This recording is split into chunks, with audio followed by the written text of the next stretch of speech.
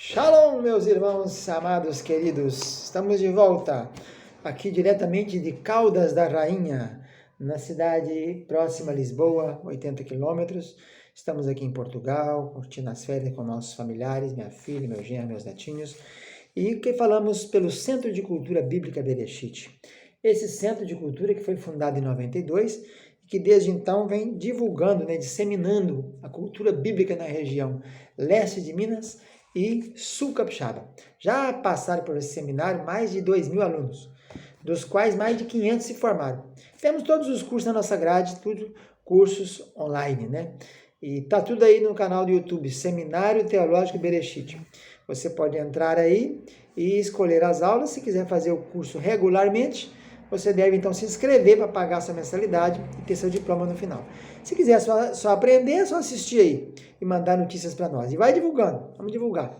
Nós estamos falando da nossa grade do curso básico, estamos falando do curso de Introdução Bíblica 2, a matéria é essa, E a aula é sobre livros históricos e nós estamos no livro de 1 Samuel. Na aula passada falamos sobre a estrutura do reino, que foi proclamado, o povo pediu um rei, não é isso? E a partir então do capítulo 8 e 9, Saul, começa Saul capítulo 9, capítulo 16 começa a história de Davi, e depois vai dominar aí Davi e Saul até o capítulo 31, quando vai morrer Saul no monte de Gilboa e os seus filhos, e depois os capítulos de 2 Samuel vão tratar mais especificadamente do reino de Saul, de Davi, que começa reinando primeiro em Hebron, depois ele vai reinar em Jerusalém. Hoje nós iremos falar um pouquinho sobre as batalhas principais de Saul. Lembrando que o Saul, durante muitos anos, teve Samuel como mentor, como tutor, como coach, Samuel ficou com ele, segundo diz os teólogos, mais ou menos quase o reinado inteiro. Ele tinha mais ou menos 20 anos quando ele morreu, foi o 15º juiz. O 16º e último foi Samuel, também era profeta, e é o quinta concepção extranatural, miraculosa da Bíblia. A mulher era estéril e Deus permitiu que ela gerasse. Depois tem mais duas, que é João Batista e Jesus, também são filhos miraculosos. Lembrando que então Samuel já tem 20 anos quando ele morre com 98 anos, ele é da linhagem de Itamar. Recapitulando, Arão teve 4 filhos, Nadab, Abiú, Eleazar e Itamar. 2 morreram com fogo estranho, que não era fogo do altar do holocausto, por isso que era fogo estranho, que do altar do holocausto levava o fogo para o altar do incenso, que ficava na portinha do Santíssimo Lugar. Aí ficou Eleazar e Itamar. Eleazar continuou com a linha sumo sacerdote, ele substituiu o pai dele, depois Finéias, depois Abissu e por aí fora, e o Itamar ficou encarregado de assessorar, de ajudar, de cooperar, de fazer outra parte, coordenar, então, os utensílios do templo, fazer todas as demais atividades. Eli é da linhagem de Itamar, e não é da linhagem de Eleazar. Então, Saul, então, é eleito, escolhido rei. Primeiro Deus revela a Samuel, ele unge como capitão, capitão para libertar dos filisteus. Depois ele tem a proclamação dele em Mispa, depois tem em Gilgal. Então, ele foi ungido uma vez e ordenado 2 vezes, proclamado e aclamado. A batalha principal dele é a batalha contra os amonitas e contra os amalequitas, e também combateu os filisteus. A primeira batalha contra os amonitas, Naás, que era o rei de Amon, ele então foi contra ele com 330 homens. Na primeira convocação que ele fez, ele estava com moral elevada, de acabar de ser escolhido, ele conseguiu 330 mil homens, metade dos 600 e tantos mil que tínhamos no Êxodo, acima de 20 anos preparados para a guerra. Nessa batalha ele atacou de madrugada, a noite inteira andando, chegou lá de madrugada em Jabes e Gileade, massacrou os amonitas. E depois nós temos então uma peleja contra os filisteus, porque não havia arma em Israel, E a partir de então só tinha arma com Esaú, com Saul e com Jonas.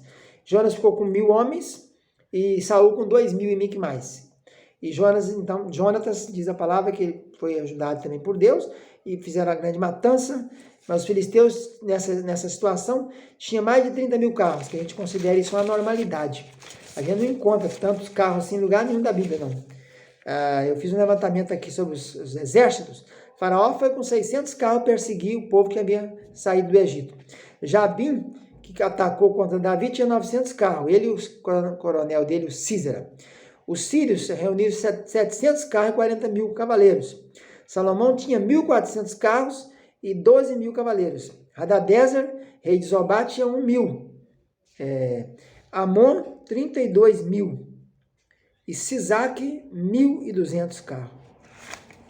Então, aqui a gente está vendo aí que isso aí, que se fala que Filisteu tinha 30.000 carros, deve ser 3.000 carros.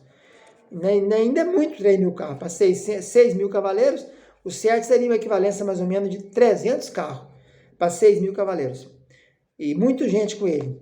E Saul tinha mais ou menos só 600. Então Deus deu vitória sem espada e sem lança, né? Deus mandou um terremoto, um terror, Deus espalhou um terror entre o povo. A espada de um filisteu foi contra o outro, e assim livrou o Senhor a Israel, e feriram os filisteus desde Miquimais até Ajalon. Então foi uma vitória dada por Deus nesse tempo. Samuel ainda era, o tutor, o mentor, o coach, né? Aí nessa data aí, Saul levantou um primeiro altar, e foi o único altar dele também. Não era um homem muito de animação, né? Os principais inimigos de Saul foram os moabitas. A primeira guerra foi contra Moabe, contra Naás, né, de Moabe. Teve também guerra com Amon, com Edom. Amon, lembrando que Moabe e Amon eram os filhos de Ló, né, do incesto. Edom é pessoal de Esaú. E o rei de Zobá, os filisteus, ele teve várias guerras contra os filisteus, né? No final, a última guerra contra os filisteus, ele perdeu essa guerra e morreu. Foi morto nessa última batalha no Monte Gilboa. E a batalha contra a Malequita foi a pá de cal na carreira dele. Foi quando Deus mandou Samuel desistir dele. E Deus falou, pode largar para um lado, vai ungir outro. E Deus mandou levantar Davi. Porque Deus deu uma ordem para ele matar tudo, e ele trouxe o melhor do despojo e pôs a culpa no povo. Então, não matou o rei Agag. Havia uma promessa de Deus de aniquilar os amalequitas, porque tinha atacado.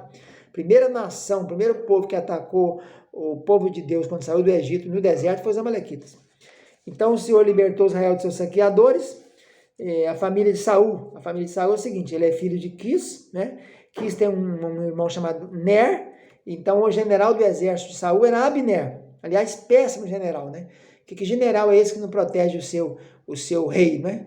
A gente viu várias situações aí, vamos ver depois aqui no livro de Samuel, que facilmente se chegava até Saul, passando por Abner. Abner estava dormindo, estava roncando, e Davi foi lá e pegou bilha de água, pegou lança, pegou tudo, e Abner não defendeu.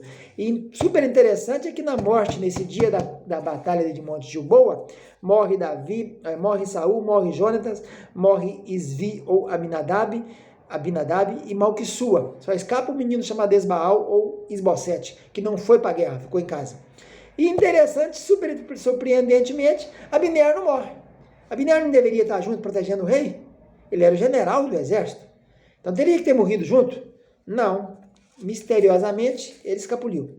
E ainda foi depois arrumar um jeito de se tornar, de tentar montar um reino paralelo a Davi. Depois é que o Esbaal, ou Isbosete, brigou com ele por causa da concubina de Saul, chamado Rispa. Saul tinha 2 filhos com Rispa, né? Armone e Mefibosete, os 2 filhos que Saul tinha da concubina dele. Então, ele, além de ter esses meninos, esses 4 filhos, Saul tinha também 2 meninas, Merab e Mical. Então, essa é a família de Saul e os inimigos de Saul que nós apresentamos aí. Saul tinha 2 filhos com Rispa, que era Armone e Mefibosete, já falei.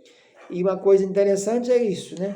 Que o Abner nunca foi um bom protetor do seu rei, porque acabou que facilmente chegaram até ele.